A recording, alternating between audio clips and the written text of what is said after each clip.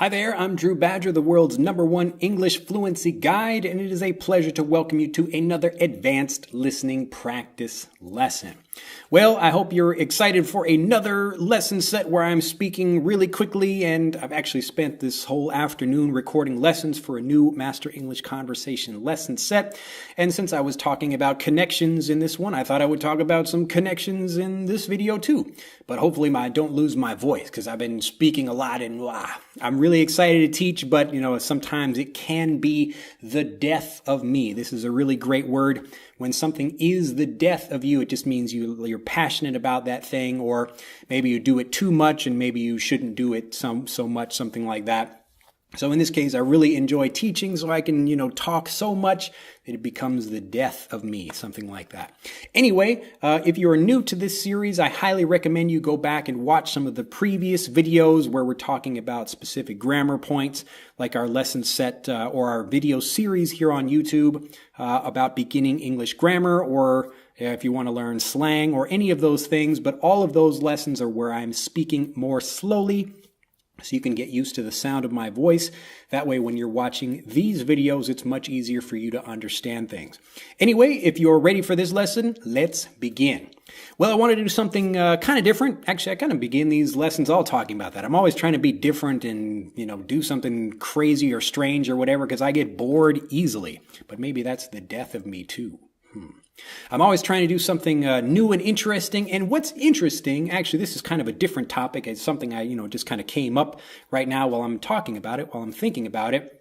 But to do, I had an interesting conversation with a friend of mine. We were talking about business and the people that succeed become really successful at what they do. And often it's the people that can do one thing really well and then they just do that thing almost mindlessly. They can just practice over and over again to really get good at that thing.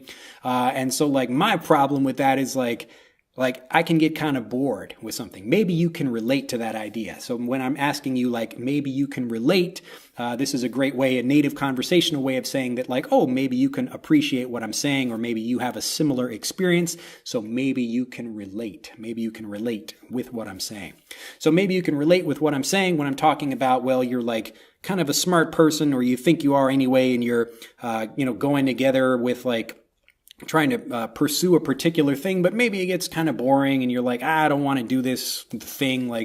I don't want to do this thing again. I want to try something different. And that's why my YouTube channel is filled with lots of different kinds of videos, different series, as I try different things and see what happens. So even if something is really successful, I get bored with it and want to do something different. So hopefully you can tell me down in the comments below which series you actually happen to enjoy, and I'll try to focus myself and do those things some more. Anyway, so in this video, what I wanted to talk about is a minimum viable product. I like to make different connections between things because there are connections everywhere that most people don't see. So if I can make connections between maybe business or sports or, whatever, anything else that can help you improve your fluency, I am very excited about that.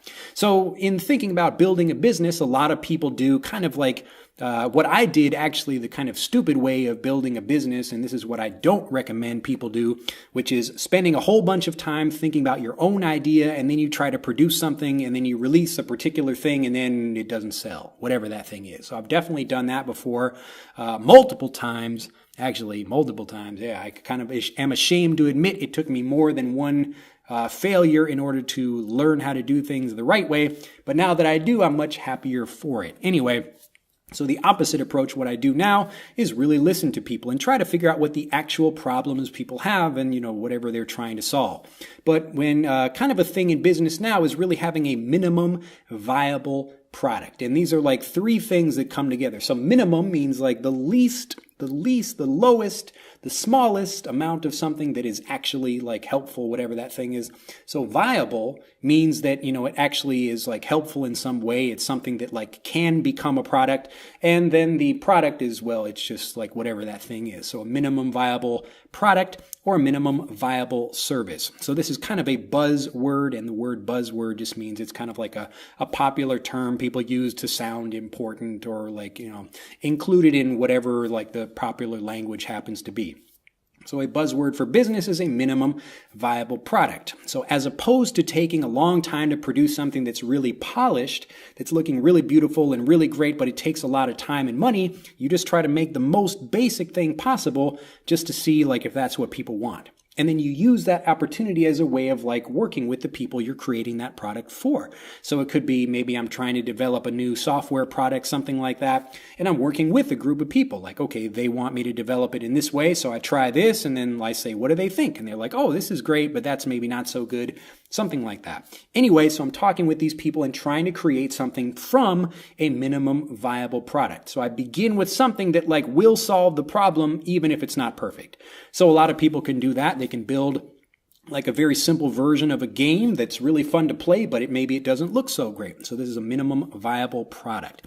Anyway, the reason I'm talking about minimum viable product is because I really want people to think about fluency and practicing their English, or practicing whatever that thing is, but especially learning English, because that's why you're on this channel. The reason I want you to think about a minimum viable product is because I also want you to not make that same mistake of trying to polish your English first and then trying to practice. It doesn't work that way. So you can't like polish your English, try to sit and learn a whole bunch of words like you're sitting by yourself at your desk and trying to learn all these vocabulary words or something like that, so that when you get into a conversation you can use them. But then it doesn't work that way. It doesn't work that way. You've got to build, this is why I talk about building fluency. It's not like you get fluent and then you go practice. It doesn't work that way. You have to build fluency by practicing, so you learn and practice, learn and practice, learn and practice. And it's the combination of these things and the minimum viable product, or the most basic kind of thing you can do to prepare for a lesson, or just to prepare to speak, is really like, maybe learning a few words or something like that, but then actually making more effort to go out and practice.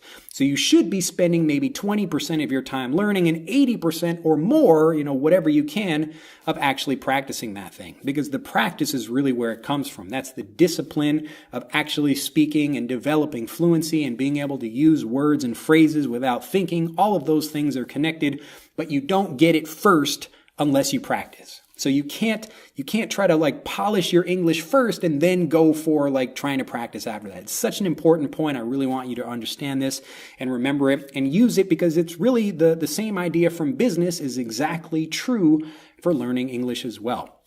So anytime you're doing something, it's actually the process of working with someone. So having conversations is what develops your ability to have conversations. But you begin with simple ones and then you work up to more complicated conversations from that.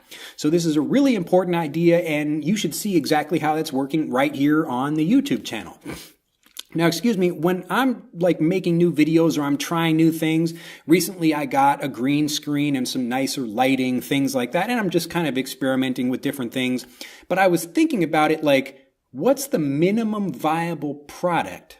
What's the minimum, like the most basic idea? What's a way that I can really make videos quickly and get things out there that's really necessary? So let's say I have like a minimum viable product for YouTube would most likely be a video like actually showing my face. So if I have like a completely black screen, if you can't see my face right now, you can just hear me, like it's helpful, but it's more helpful if you can actually see me. Just because for learning languages, it's really appropriate and helpful to see me moving my lips and how I move. Like all of these things about the way I move are important to understanding what I'm saying, but also so you can copy these things and start improving your own fluency. So a minimum viable product would be like having sound and having video. So that's just like the two like most basic things I need to do. Now the quality of that, like it could depend. Like right now, like, this is a high definition video that I'm making, and it's pretty good. It could be like 4K or something like that, but like,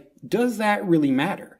Do you really care about having it be like a 4K video versus, like this basic thing that I'm making right now? So now high definition is almost like a kind of basic thing, like, 140p or 360p, something like that. So these are like lower levels of quality for making videos.